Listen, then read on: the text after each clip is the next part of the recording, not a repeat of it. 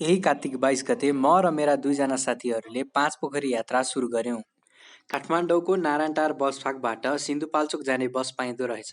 हामी बिहान 36 बजेको बसमा चढेर सिन्धुपाल्चोक यात्रा सुरु गर्यौं। झन्डै 2 घण्टाको यात्रापछि हाम्रो बस खाजा खानको लागि हेभलम्बु बस पार्कमा रोकियो।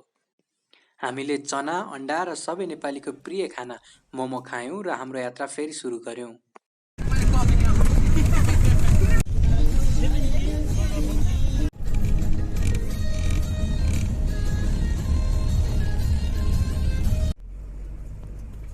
माथि आउने पुरै बाटो वान वे रहेछ। बाटो चाहिँ निकै नै कच्ची रहेछ। ठाउँ ठाउँमा ढुङ्गाले छापिएका पनि थिए।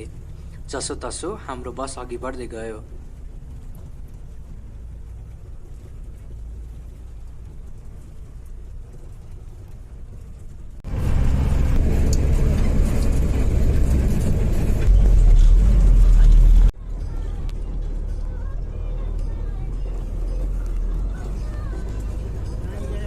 गाउँका यी घरका आँगनहरूमा यी फुलेका सयपत्री र मखमली फुलहरूले तिहार आएको संज्ञा दिन्थ्यो।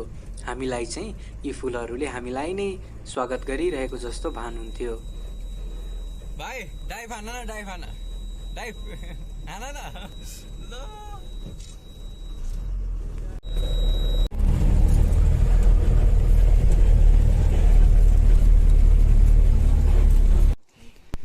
सो गाइस, हामी चाहिँ भर्खरै ओर्लेर आएको छौँ। हामी चाहिँ अहिले भोटाङ भन्ने गाउँमा छौँ। अनि यहाँबाट चाहिँ हाम्रो चाहिँ बल्ल हाइक सुरु हुन्छ। So will go that way, you see that waterfall that way, but now we have to eat something because it's almost 1 p.m. and we are hungry.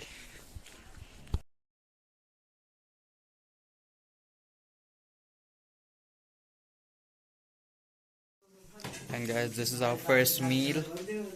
Kranti is eating as if she hasn't eaten for days.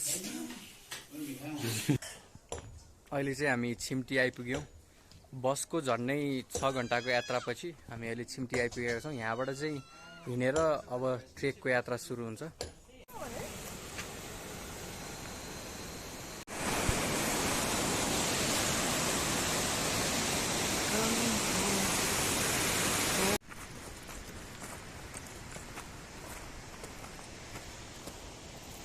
छिम्टीदेखि हामी ठुला ठुला पहाडका सुन्दर दृश्य हेर्दै टुप्पी डाँडातर्फ अघि बढ्यौं। बीचमा प्राय ट्रेकरहरू देउरालीमा बास बस्ने गर्दा रहेछन्, तर हामी चाहिँ टुप्पी डाँडामा बस्ने योजना बनायौं। किनकि टुप्पी डाँडाबाट पाँचपोखरी जान नजिक पर्ने हुनाले हामी चाहिँ टुप्पी डाँडामै बास बस्ने योजनासहित ट्रेकलाई अघि बढायौं।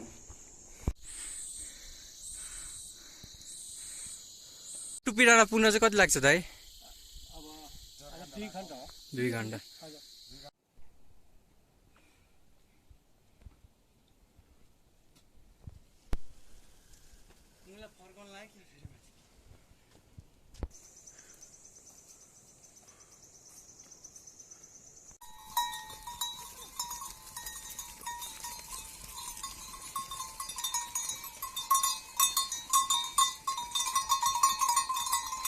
टुप्पी डाँडा जान कति लाग्छ बाबु?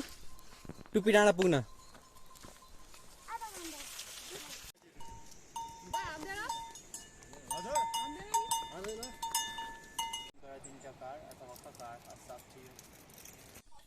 झन्डै 4 घण्टाको पैदल यात्रापछि हामी टुप्पी डाँडा आइपुग्यौं। यहीँको एक होमस्टेमा हामीले बास बस्ने निधो गर्यौं।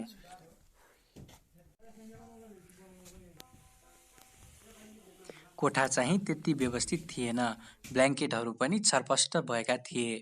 हामीले आफ्नो ब्याग राख्यौं र निकै जाडो भएकोले हामी आगो ताप्न भित्र भान्सामा गयौं।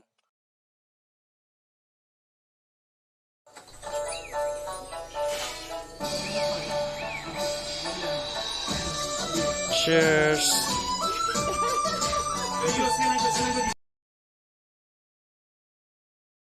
हामी भित्र बस्दै गर्दा छुट्टै छुट्टै समूहका अन्य धेरै पदयात्रीहरू पनि यस होमस्टेमा बस्न आए। कोभिड-19 को समय भए तापनि यहाँको आन्तरिक पर्यटन भने निकै जुरमुराएको रहेछ। Oh my God! भाइ आले आले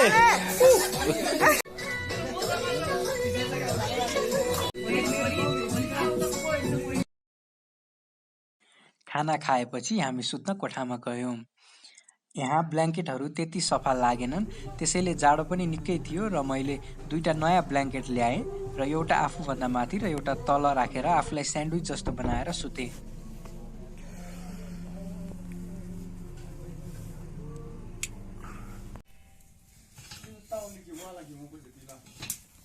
बिहान सबेरै उठ्यौँ अनि ब्रेकफास्टमा यहीँको स्थानीय गहुँबाट बनेको रोटी र आलुको तरकारी अनि चिया खायौँ। ब्रेकफास्ट खाएपछि हामी फेरि 5 पोखरी यात्राको लागि पैदल यात्रामा निस्कियौँ।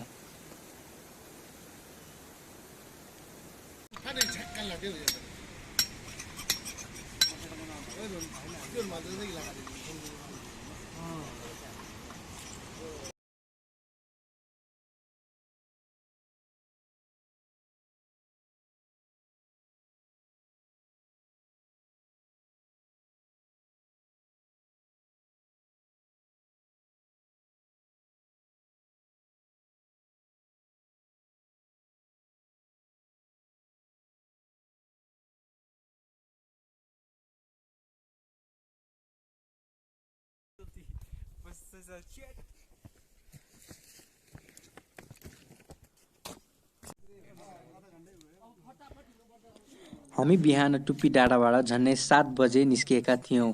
अहिले 12 बजेको छ, यानि कि हामी झन्डै 5 घण्टाको यात्रापछि टुप्पी डाँडाबाट नोर्स्याङपाटी आइपुग्यौँ। सायद यो दूरी अझै कम हुन्थ्यो होला, तर हामी बस्दै बस्दै आएको हुनाले हामीलाई झन्डै 5 घण्टा लाग्यो। And guys, this is our dal bhat for today. Show me. Dal bhat and potato. My friend Kanti is eating it as if she hasn't eaten for years.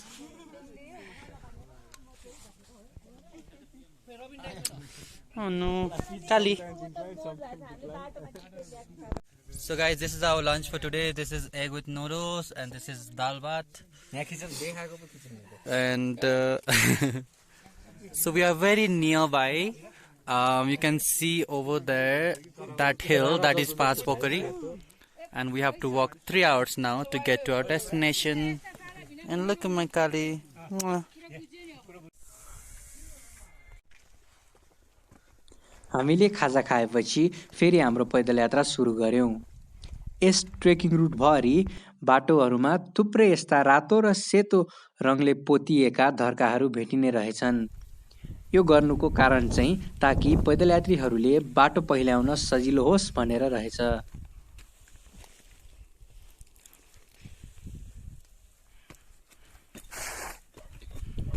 कहीँ चाहिँ पहिरोले थुप्रै ट्रेकिङ रुटहरू बिगारेको रहेछ। बाटो हिँड्न निकै असहज थियो, तर हामीले जसोतसो पार गर्दै गयौं। नोर्स्याङपाटीबाट माथि उक्लिएपछि पानीको स्रोतहरू पनि रहेनछ। नोर्स्याङपाटी भन्दा तल भने थुप्रै खोलाहरू बाटोको बीचबीचमा भेटिन्थे।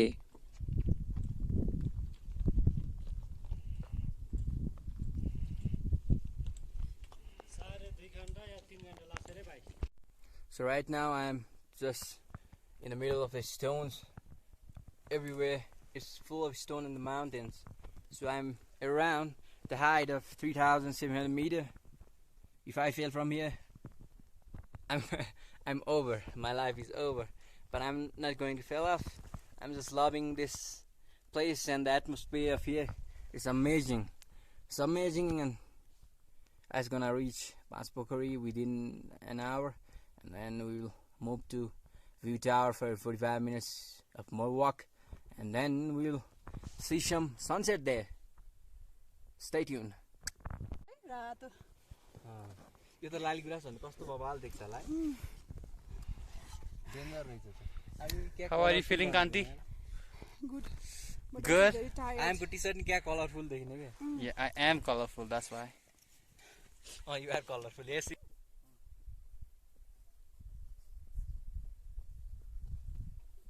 धेरै हिँडेर होला निकै थकान महसुस भए तापनि बीचबीचमा रमाइलो गर्दै अनि गफ दिँदै हामी 5 पोखरी पुग्यौं। नोर्सेङ पाटीबाट झन्नै 5 घण्टाको पैदल यात्रापछि हामी पाँचपोखरी आइपुग्यौं। झन्नै 4100 मिटरमा अवस्थित पाँचपोखरी निकै नै चिसो रहेछ। मैले त्यहाँ पुग्ने बित्तिकै लगातार 6 कप चिया नै पिएँ। त्यहाँको पानीमा मैले हात राख्दा यति धेरै चिसो थियो कि मैले पछि तातो चिया खताउँदा पनि मलाई त्यो कुनै तातो महसुसै भएन। हामीले बेलुकीको खाना खायौं र यही कोठाभित्र राखिएको टेन्टभित्र सुत्यौं।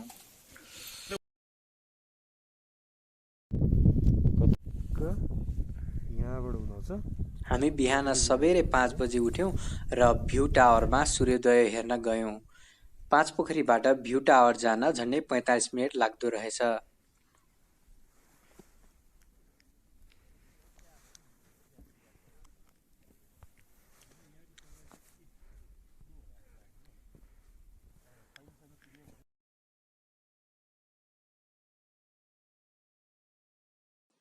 सूर्योदय बिहान 6:15 बजे भयो। यहाँबाट सूर्योदय र हिमालको हिमश्रृङ्खला निकै उत्कृष्ट देखिँदो रहेछ।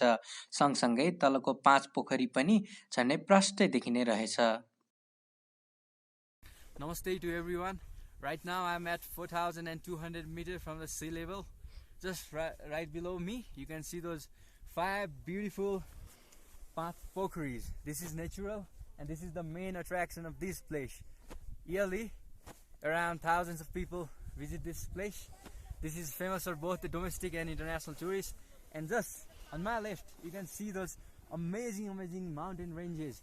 There are many mountains: Amadavalam, Lakpadorji, Jugal, and then Gauri Shankar just on my left. And from this point you can see this amazing sunrise view and a beautiful lady there watching all this amazing atmosphere.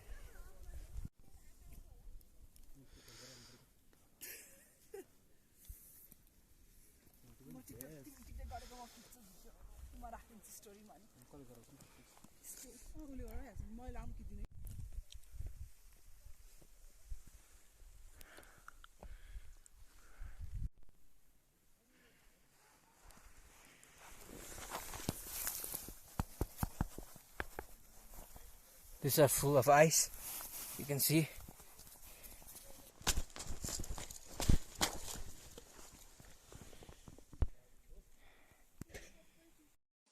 सूर्योदय र हिमालको सुन्दर परिदृश्य हेरेर हामी फेरि पाँचपोखरी फर्कियौं। त्यही नजिक रहेको शिवको मन्दिर पनि दर्शन गर्यौं। यहाँ भक्तजनहरूलाई डुबुल्की लगाउनका लागि 2टा पोखरी पनि निर्माण गरिएको रहेछ। मन्दिर दर्शन गरिसकेपछि बिहानको नास्ता खाएर हामी पाँचपोखरीसँग बिदाई माग्दै फर्किने तर्खर गर्न लाग्यौं। यहाँको धेरै सम्झनाहरू मनमा लिएर हामी फेरि काठमाडौँ फर्किनका लागि पैदल यात्रा सुरु गर्यौं। पाँचपोखरीदेखि झन्डै 1.5 घण्टा हिँडेपछि हामी नोर्सेङ पाटी आइपुग्यौं। सुरुमै खिचेल तपाईँ झन् राम्रो हुनुहुन्छ।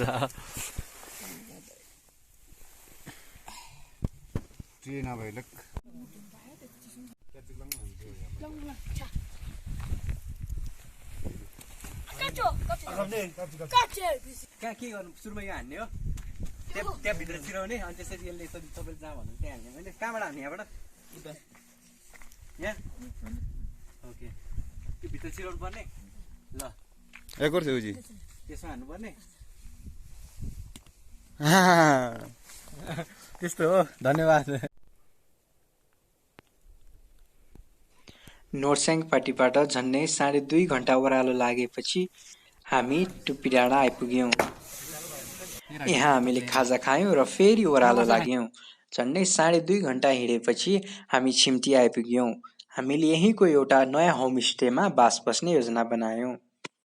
यो होमस्टे चाहिँ निकै सस्तो लाग्यो। 300 रुपैयाँमा खाना अनि सुत्न पनि पाइने। बिहान 6:30 बजे यहाँबाट काठमाडौँको लागि बस छुट्दो रहेछ। हामी बिहान 6:30 बजे बस चढ्यौं र काठमाडौँ फर्कियौं।